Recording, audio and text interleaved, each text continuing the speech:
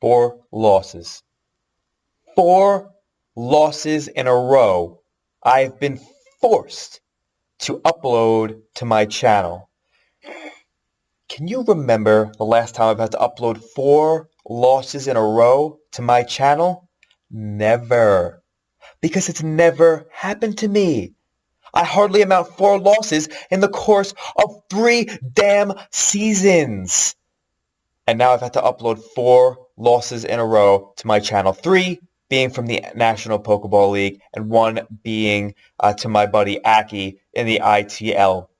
Now, it's like no matter how well I play, no matter how well I build, I've just been losing lately. And it's maddening. It is so frustrating. But after a lot of soul searching, I did realize one thing. Something that hasn't changed on this channel despite me going from winning to losing has been the support of my most loyal viewers. And it's made me think. I've been calling you guys worthless and useless ever since I started NPL Season 7 and tried to make my Bullet Punch Club takeover. So maybe I have a lot of thinking to do. Maybe I should be playing not just for myself, but for you guys like I always used to. Maybe that's what's been missing. I certainly have a lot to think about. Well, that's just my BBC over there. Don't mind that. It's my big blue cylinder. Well, without further ado, we will move on to NPL Season 7, Week 5. Don't go anywhere. Hello and welcome to everyone watching this video. My name is Matty Omega and I will be your host for the 5th episode of my NPL Season 7 Takeover. This, like I said, is the 5th episode, meaning Week 5, as we are actually 1-3 going into this game, which, as I've mentioned before, is something I never would have expected, even going in with a meme team this season. I certainly thought we would be a little bit higher up in the standings at this point, but unfortunately, the way circumstances have fallen, we are 1-3, which has been very frustrating, but it is a hole that I will be doing my best to dig myself back out of, because I am the single greatest competitor to have ever graced the Pokemon community. So, without further ado, I will explain a little bit about this matchup and what is going on here for Week 5. So, unfortunately, there will be no team builder this week, just because on my old laptop is where my team was. I played this game on my old laptop, and I am recording this on my new laptop, so unfortunately I do not have that team anymore, and I would have to go back and try to build it again off of memory, which, number one, could be inaccurate because it may not even be exactly what I originally used, and number two, it's just kind of a pain. So I'm just going to go without doing a team builder this week, but I will go over all the sets because I do remember what they were. I just don't remember the very specifics of the EVs and moves and everything like that. So we are going up against none other than Mr. Murkrow for Week 5. If you guys are not familiar with Murk, then you probably don't follow the draft community too much, because he is definitely one of the top players in the format. He's a guy with so much potential that I think he could potentially use the word potentially. I think that he could eventually be one of the very best players in the format. He really does have a lot of talent, and he's someone that I've gotten closer with in recent times. So definitely cool to be playing against Murk once again, because we love getting to play good players, and we definitely want to have a better game than the one we had for last season of the NPL. Quick backstory was, back then I didn't really know Murk too well, but I ended up taking over someone's team because I didn't initially play in NPL Season 6. So when I took over someone's team, they happened to have a good team with Regigiants on it, and Regigiants is just a crazy good Pokemon in the format. And we ended up 6-0ing Murk, and he ended up getting very, very salty to the point where, I don't think he was my biggest fan for a while, and I certainly wasn't his. So it was a rocky start for us, but like I said, we've definitely gotten closer in recent times, and we've talked a lot more. And yeah, now here we are in Season 5. Two teams that are struggling this season. Both have lost a couple games to hacks or have just been the victim of some pretty bad hacks throughout the course of the season thus far. He is 2-2 going into this game, whereas I am 1-3.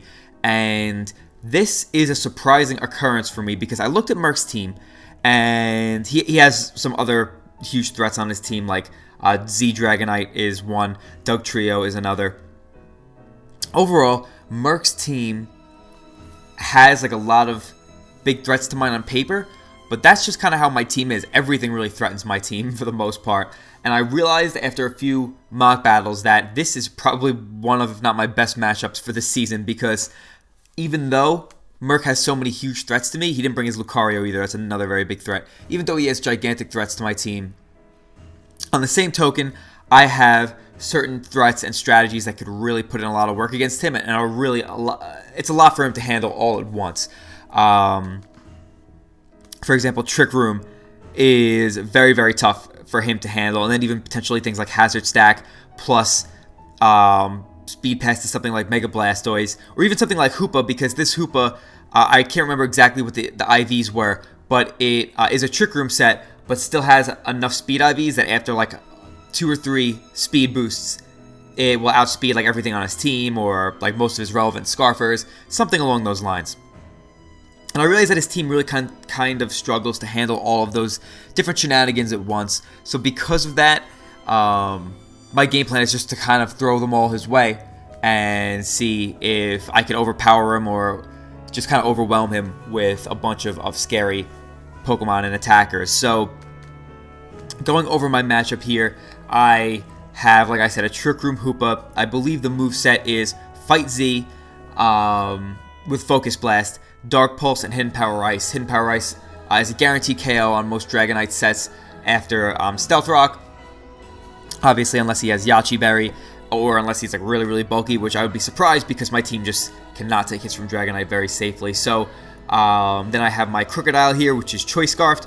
I realized that if these other Pokemon that I have here put in work against his team, then Crocodile's checks should be worn down, which would be very, very nice for a Scarf Moxie Crocodile.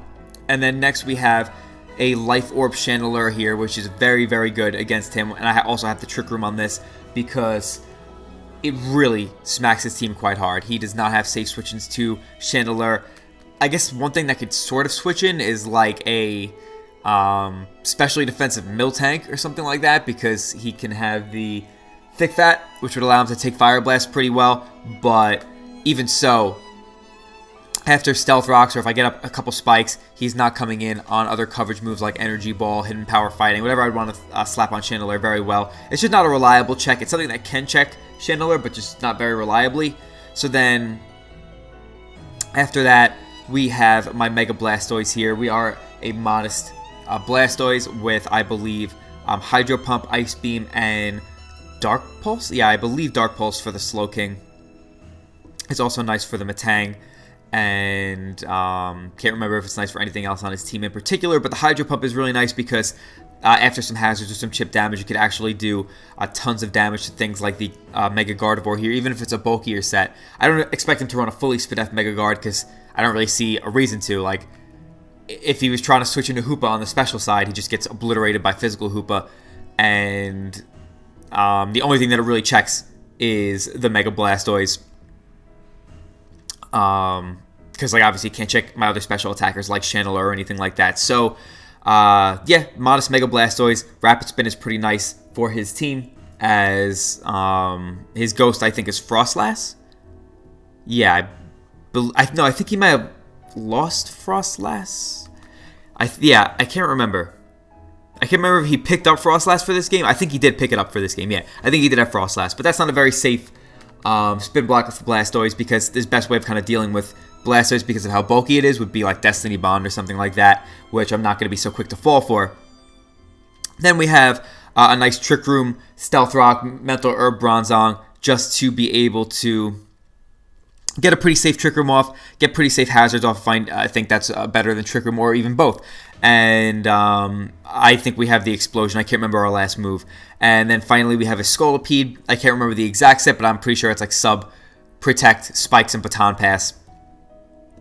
to potentially be able to pass speed to something like Hoopa or the Mega Blastoise. So Merc brought a kind of interesting squad here. I was definitely expecting a little more of a hyper-offensive build with things like Dragonite and Lucario, but he actually brought things that I was kind of surprised to see, like the Serena, and well, I was kind of surprised to see Serena because Chandler is really good against his team, and Chandler is actually a pretty decent spin blocker to Serena, so I was a little surprised to see that. And also the Metang, I was kind of surprised to see just because I get if I like Metang could check physically and offensively a lot of things on my team, but overall I just didn't think it was as threatening to my team as certain things like, for example, the Dragonite and the Lucario. But I was expecting the Slowking, the Drapion, the Gardevoir, and the Zapdos almost 100% for sure, as they are all very, very solid against my team. So without further ado, we will get into this match against Mr. Murkrow. He's Hot Gay Lizard Dads. Usually he's Memes and Dreams, so I name mine Creams and Teams, because you know me, baby. Cream Teams for life, and we will get into this. So, start it as he leads with his Zapdos, I lead with Mike, and I am just going to go right for the Toxic, and we both miss our 90% accuracy moves first turn. I am actually heat-proof on Bronzong. I had a good feeling he would not bring Dugtrio, and even if he did, I, wouldn't expect him to know that I am heat-proof. I would imagine that he would expect my Bronzong to be Levitate, and he wouldn't even, risk going for Earthquake unless he found out later on that I was indeed heat-proof. So, wasn't too worried about that. And like I said, Dugtrio does not match up too well against my team, especially because I have things like Cresselia. So, wasn't too afraid of it, as I go right for the Toxic, which would be nice on something like Zapdos to wear it down, for something like Blastoise, potentially even Crocodile, but unfortunately I miss, as here, I'm just going to go for my Stealth Rocks in case he wants to switch out, seeing that I went for Toxic and go into something like Drapion. So now here, I do go right for a Toxic again, just because I know I could live a Pursuit from Drapion unless he's Choice Banded or something like that, which I highly doubt, because it could still be kind of walled by some things on my team, number one, and number two, it cannot really check Hoopa Unbound very well if he is not bulky. So I know I could live a Pursuit if he wants to go forward here, and getting a Toxic off on that Zapdos would have been very nice. So I kind of lost in that first exchange, as you could see here, the Heat Wave only did about 22%, whereas that Toxic would have been really, really nice to get on the Zapdos, and it forced me to go for another Toxic here. It didn't force me, but it made it, enticing for me to go for a Toxic here, where I could have just set up Trick Room and been in a really nice position right off the bat. So I'm going to switch out. Actually, no, I did stay in, and I went for the Trick Room. Never mind. As here I switch out, knowing that I could live the Pursuit from there. I go into my Hoopa, because I figure either he's going to go for... I know he's not going to go for Poison Jab. He may go for Knockoff, but I also think he may want to go for something like Toxic Spikes, because I've been exploding with Bronzong so often that if he expects the explosion, he may just want to go for something like Toxic Spikes. So despite my explosion, he's not completely losing momentum, and he's getting up a layer of hazards, which are definitely nice because most of my Pokemon here are grounded, although I do have the Poison-type Scolipede. But still, he does switch out here, probably predicting the explosion, as he goes into Slowking. So Hoopa ends up being a pretty decent play, as he does go right for the Signal Beam here, and he does confuse me. Thankfully, we get the attack off, but he reveals that he's Cobra Berry, and that damage also reveals that he probably has a lot of physical defense, so he could check the Hoopa physically. For example, if I, was like an offensive Hoopa without tons of HP, maybe that Signal Beam could have knocked me out after Rocks or something like that, as I went for like a Hyperspace Fury or a Knockoff. So that reveals that he's mostly physically defensive on that Slowking and not specially defensive, because that Dark Pulse would have nearly killed him from full without the Cobra Berry. So here he goes right into Serena, as I go into my Blastoise. So good play on his part, expecting the Blastoise to come in. Now I go into my Use Alolan Marowak. the full name on this was Use Alolan Marowak without Thick Glove, because I always name things after memes. So he makes a good play here, and also U-turns out, knowing that I wouldn't want to take too much damage with my Blastoise, and then I do have a pretty safe switch in Channeler, so he's got some pretty good momentum here as he goes back into his Drapion. Now, realizing the Drapion set before, I know that I could live a Knockoff here, So I have a feeling that he's either going to Pursuit or go for something like Toxic Spikes, as I can go for the Trick Room.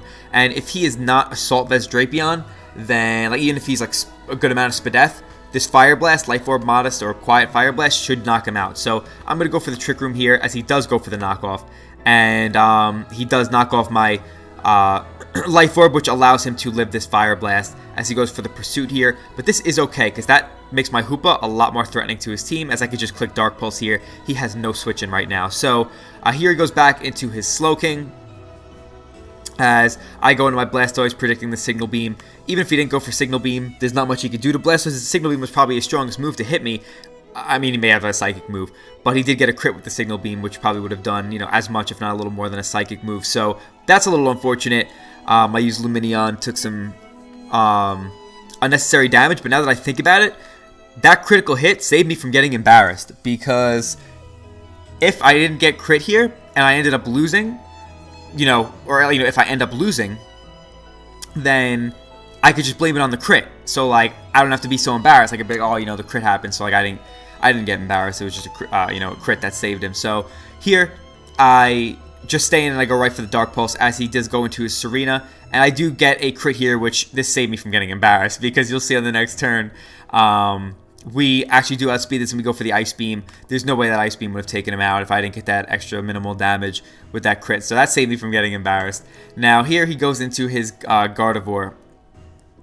And I know I could live a hit here, but either way, I'm going to go right into Scolipede here, as I'm pretty sure he's going to Hyper Voice, and he actually gets another crit. So is that 3 turns in a row? Almost 3 turns in a row with a crit, because we skipped one with the Ice Beam. But that crit saved me from getting embarrassed, because the Gardevoir, you know, had he not gotten that crit, then, you know, when I probably end up losing this game, I can blame it on these crits and not have to be so embarrassed about my loss. So I went into Scolipede because going for a Psychic move was not a very safe play on his part, because he doesn't know my Bronzong's item. If he went for a Psychic move and I took like no damage, even if he has Shadow Ball, he can't knock out my Bronzong from there if I'm Cassib Berry.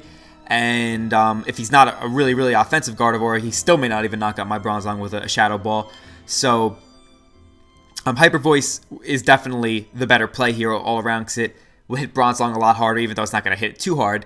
It will definitely hit it considerably harder than a Psychic move.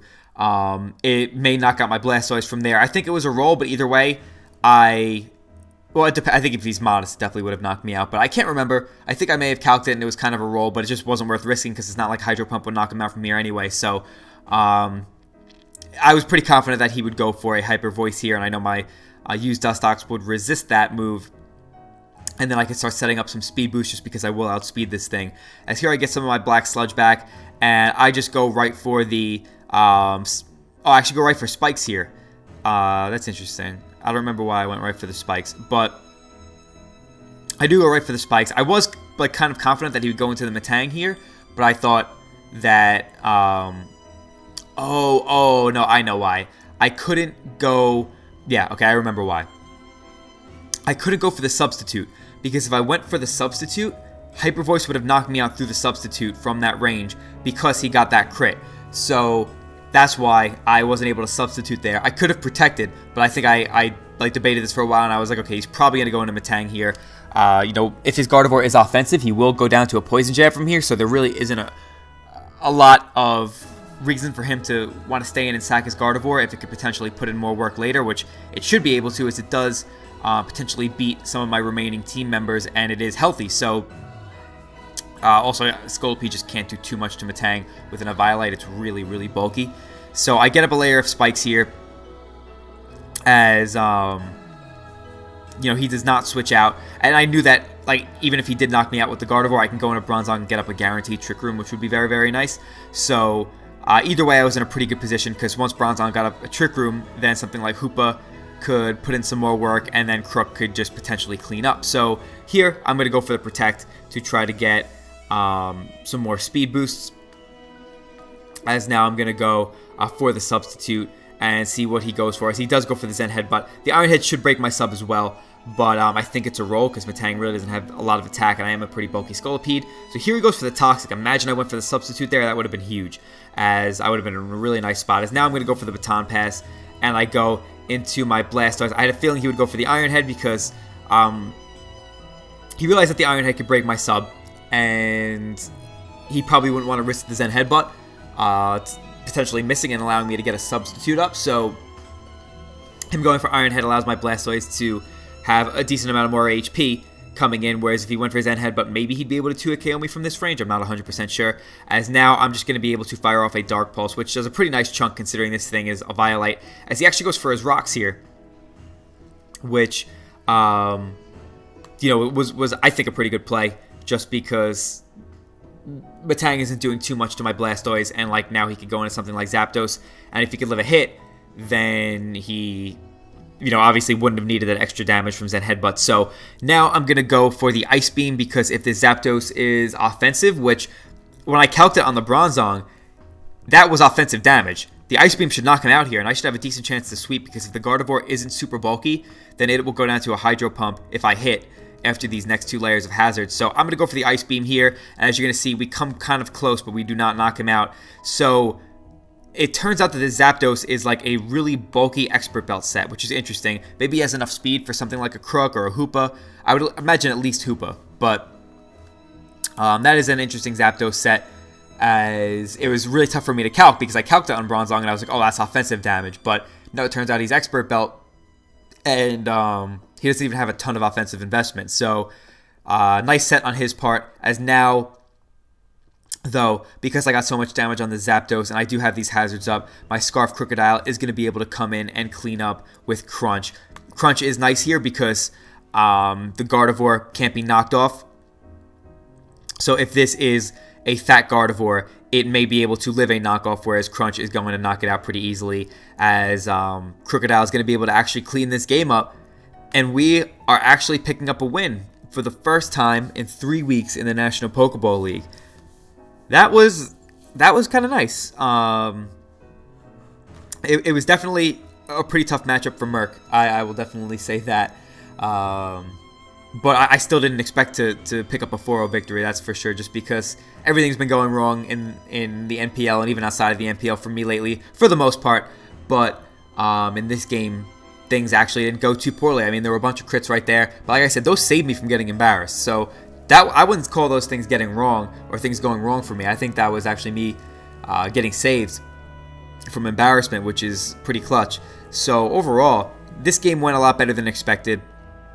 Like, even in some of my mock battles, it took me a little while to craft this team, because at first I was kind of just getting overwhelmed by Merc's threats when I was going up against some of my friends in mocks, but then I realized that I could really kind of spread out my team a little bit and just force him to try to have to play around a bunch of different really threatening, I'm trying to think of the word, I guess shenanigans would be the best word for me to say, because there's Speed Pest, there's Trick Room, and then there's, like regular stuff like a Scarf Crook, which was able to end up cleaning the game.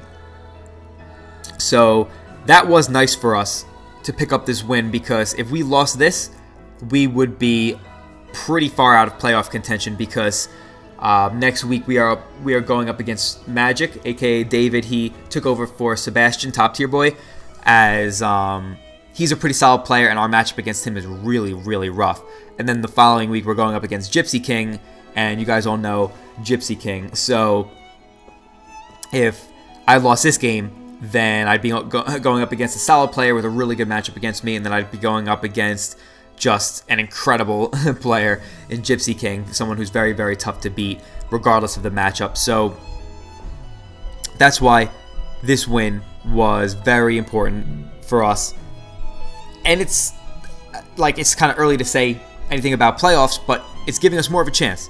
We definitely have more of a chance now, because we are 2-3, and our differential is, I'm trying to think, I can't even remember what it was, but getting +4 back is kind of nice. So if we can get back on the winning track, then we could get up into the positives and differential. Differential necessarily isn't always the most important thing, but it could come in handy when I have a record like I do right now. Normally I'm always at the top of the leaderboard, or at least very close.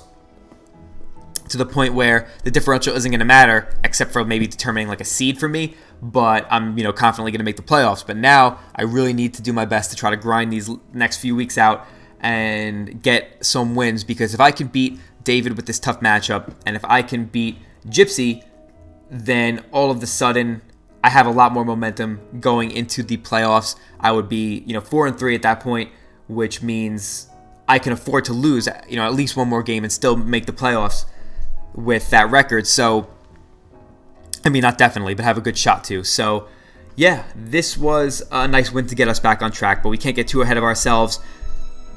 We have a meme team, and this is not a meme league. I really thought that I could kind of expose it as a meme league, or not as a meme league, but I could just expose the NPL and show that I could win with memes. And, to be honest, I think I could have. I think some of my games I should have won that I ended up kind of getting hacked out of, but unfortunately, we did end up with those losses, and they weren't very convincing. They wouldn't have been very convincing wins, even if I did win. So I did make some transactions.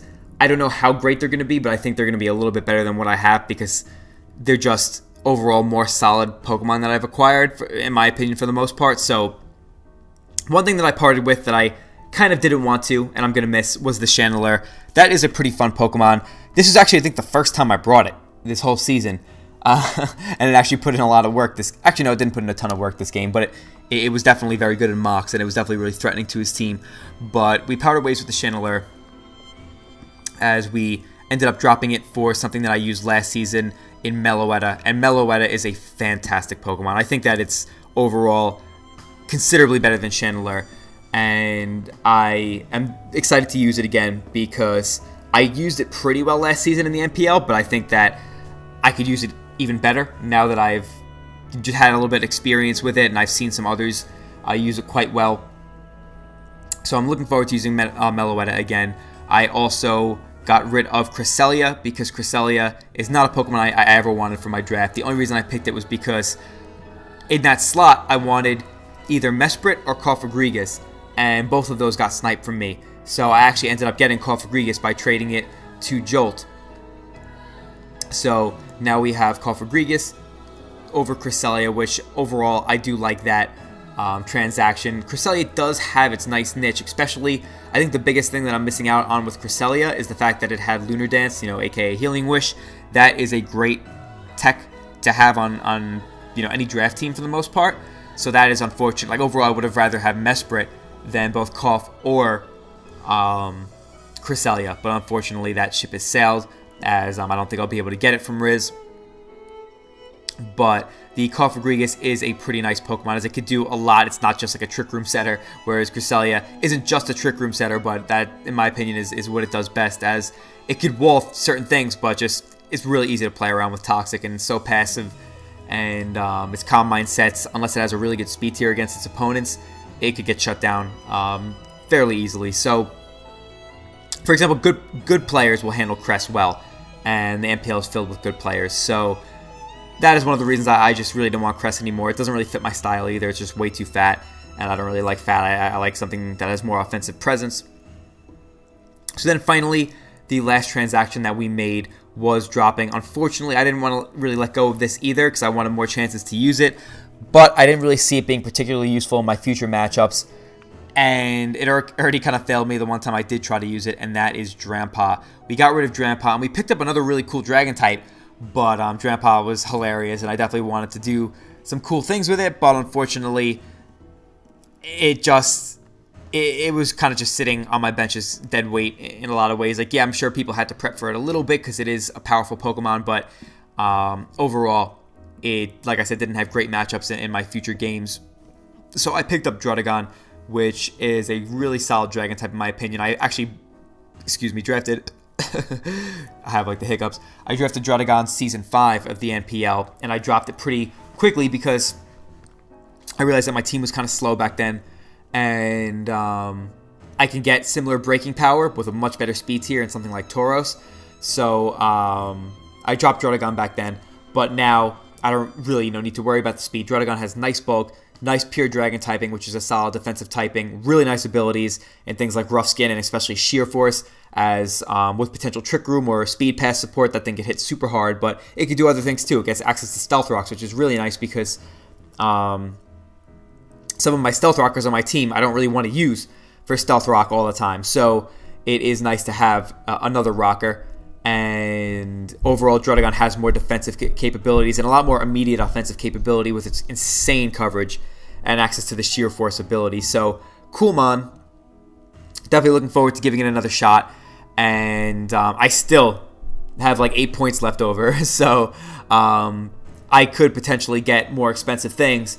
So, it's still somewhat of like a meme team in terms of having an underman team that has a lot of points left over. But it's tough because making trades with people is kind of difficult because they have most of their points, if not all of their points, used up. So if I offer them anything that's more points than they can afford, I can't do it. And they're not necessarily going to want to give me something that's a lot more points than what I'm going to give them because, you know, more times than not, that'll mean that I'm getting the better end of the deal. So making a solid trade for my team is going to be somewhat difficult, but we'll see, just because, like I said, if we could grind out some wins in these next few weeks and kind of just stay on top of things, we have a shot at the playoffs, which would be pretty nice. It would be pretty nice to make playoffs with this team, especially with the record that we had going into this week being at 1-3. So I'll stop rambling now, but I just kind of wanted to fill you guys in on what was going on right here and now. Summer Showdown is coming up soon. I hope you guys are excited for that. If you're not playing in it, then I hope you at least just tune in on Showdown to watch the brackets that day. I think it'll be happening August 27th on Sunday. The pool play for the All-Stars, which I am one of, will be that Friday, August 25th. And yeah, with that being said, that is pretty much it. Hope you all enjoyed this video. Definitely let me know what you thought in the comments below. Shoutouts to Merc. Like I said before, he is a fantastic player. Definitely loads of talent and the potential to be one of the best. So go check him out, and the rest of the NPL coaches as well. And yeah, so without further ado, goodbye, mwah, and good night. Bang!